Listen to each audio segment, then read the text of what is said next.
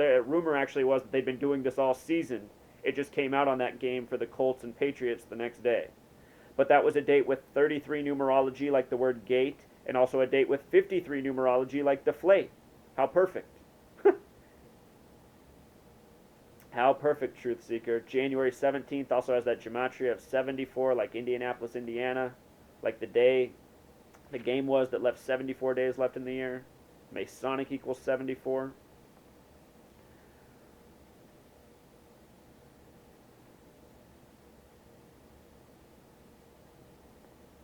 Okay, so let's just review a few more things. This was the very first game of the NFL season again. Patriots, Steelers. Patriots won it 28-21, a sum of 49 points. Tom Brady did it with 32 passing attempts. NFL equals 32, America equals 32, America's game, 32 teams in the league.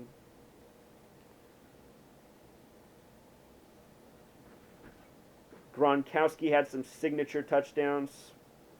2 on the game at 11:11 and at 4:01. Think about 4:01 in light of 41 for Deflate Gate, Headset Gate, Super Bowl. They beat the Steelers with a combined 49 points, fresh off Super Bowl 49. Steelers and gematria has the 49 connection.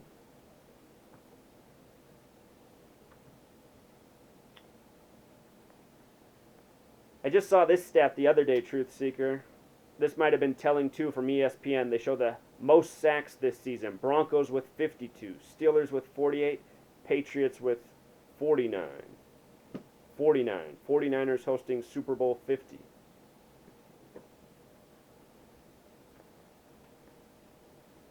Headline from last year. Again, last year I was tracking the number 44. 44 was big on the season.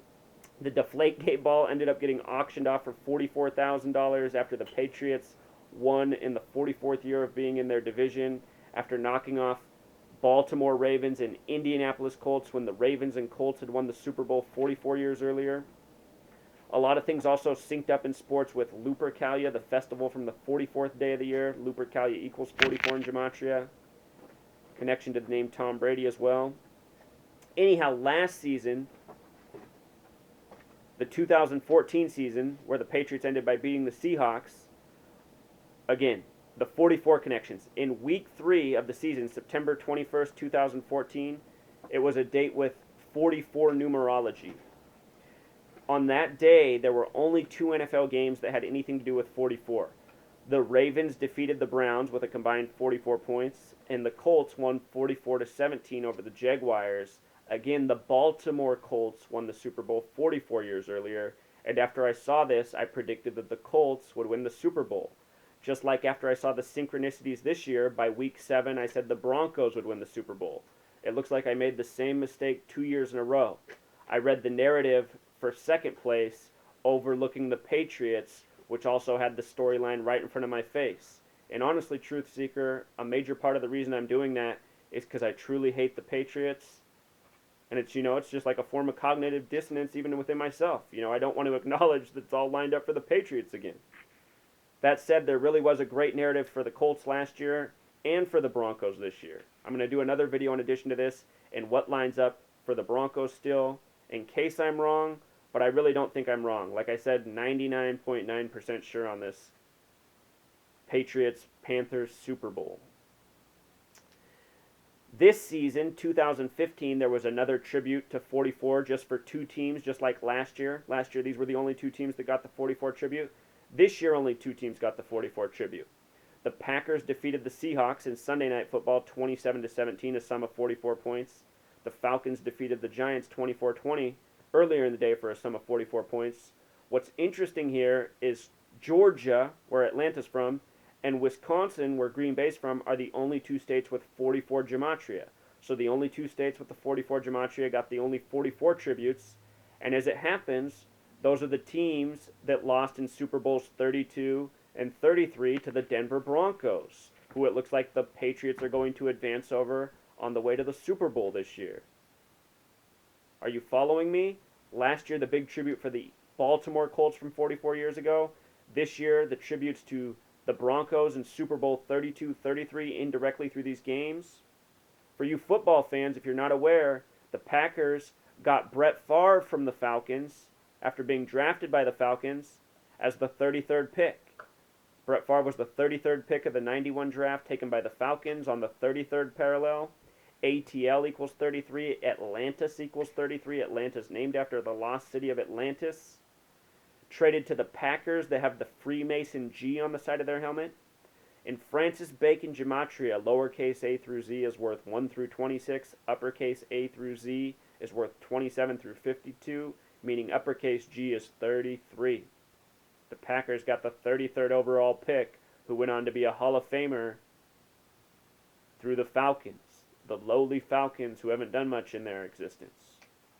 Please see my video on Brett Favre's retirement from this season, all by the numbers. But this is how the leagues run, Truth Seeker, always has been.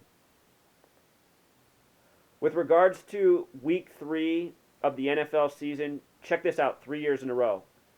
3 years ago, the Seahawks won the Super Bowl over the Broncos. In Week 3 of that season, they destroyed the Jaguars 45-17.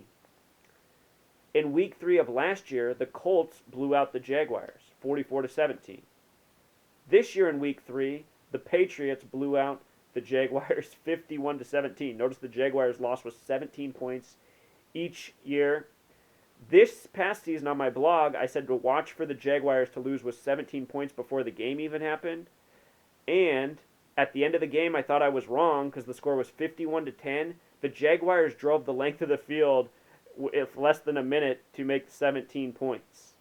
All evidence of the scripting. The reason 17 is significant is because it's a special number.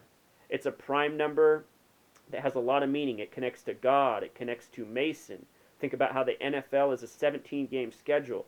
It's also a number of sacrifice. The word kill has a gematria of 17. Oftentimes, teams will lose with 17 points. Watch for this pattern next year in Week 4. The Jaguars losing, Week 3. Look for the Jaguars to lose to somebody with 17 points. I bet you it happens again. Okay, so I've thrown a ton of information, a ton of numbers. What we're going back to here is a post from November 15th, 2013. On this day, I was waking up to how the league was rigged by numbers, the connections between college and the NFL. At this time, in news and in mainstream media, there was a lot of programming about blackouts. There was even a show on NBC about a national blackout in the United States and the world never being the same again. National Geographic Channel did a docudrama on a national blackout. BBC, or one of the British news networks over there, did a show on a blackout in the UK around the same time. Janet Napolitano was stepping down as head of Homeland Security. She said the next 9/11 is due. She said it could be a blackout. It could be caused by a cyber strike or some other form. So there was just all this blackout fear-mongering, right?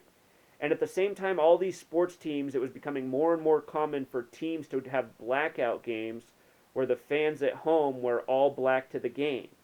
And what happened on October 17th, 2013 is the North Carolina Tar Heels had their first home blackout game for their football team. And then on November 18th, 2013, Monday Night Football, the Carolina Panthers had their first blackout game hosting the New England Patriots. And I remember watching this with my buddy, and I said to him, I said, dude, they're sending some kind of message here. I said, if there's ever a Super Bowl with these two teams again, I think it's going to foreshadow disaster. Meaning maybe a national blackout's coming, or maybe the blackout means something else. This past year on April 7th, there was a blackout at the White House. And the reason that's funny is because April 7th, 4/7, the word president equals 47. Think about the first black president in the White House, and a blackout at the White House on April 7th. Think about it. This blackout could foreshadow what's to come for Obama. If you go to my original blog, starting in 2013, the earliest things I'm talking about are stopping the next 9/11, recognizing the signatures, the trademarks of what's to come, and to look for certain things. I said there will probably be signs in the Carolinas. And you can go back to my blog. Come here, 2013. Check this out, Truth Seeker. This is my very first blog post when I started this blog.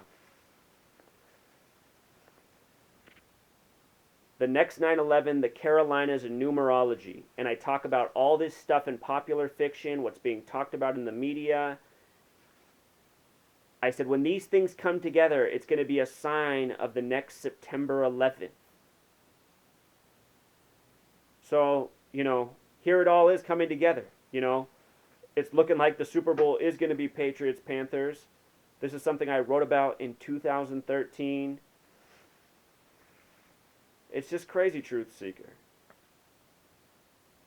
Look how it was 33 nights apart, those two blackout games. 33 is the number of the psychological operations, the number of Freemason obsession. The Carolina Panthers play in Bank of America Stadium, the only stadium on a 33-acre plot of land. The Bank of America symbol, if you look at it, is the U.S. flag made up of 3 11s. 11 plus 11 plus 11 is 33. This world is run by banker, Zionist, Freemasons. They control it all, even the sports leagues. And that shouldn't surprise anybody. I mean, these sports leagues rake in more money than most things in this world. The date numerology of the Carolina game with the blackout was a date with a 33 life lesson number. For the Panthers game, it was a date with 42 numerology and 35 numerology. The Patriots would win that game. November 18th, the night of the game, Monday Night Football, was the 322nd day of the year. 322, the number of skull and bones, the Masonic order. In the Batman movie, just before the stadium blows up, they show the number 322 on the screen. It's a scene from the movie. Monday Night Football has the gematria of 33. Notice November 18th also leaves 43 days left in the year. You think about wars in this nation, think of the Civil War, which began in Charleston. Charleston equals 43, Civil War equals 43. Abraham Lincoln, born on the 43rd day of the year. History by the numbers. They called this game, this Thursday night football, Zero Dark Thursday. Black and blue never felt so good. Zero Dark has that gematria of 44 and 98. Numbers we talked about, connected to Lupercalia, connected to Tom Brady, connected to his Super Bowl last year. New England lost that game. I'm mistaken. The Panthers won it. New England 20, Panthers 24. What I remember, though, was the sum of 44 points. Like Zero Dark. And with regards to the president, in a blackout, kill equals 44, hope equals 44. Obama's the 44th president.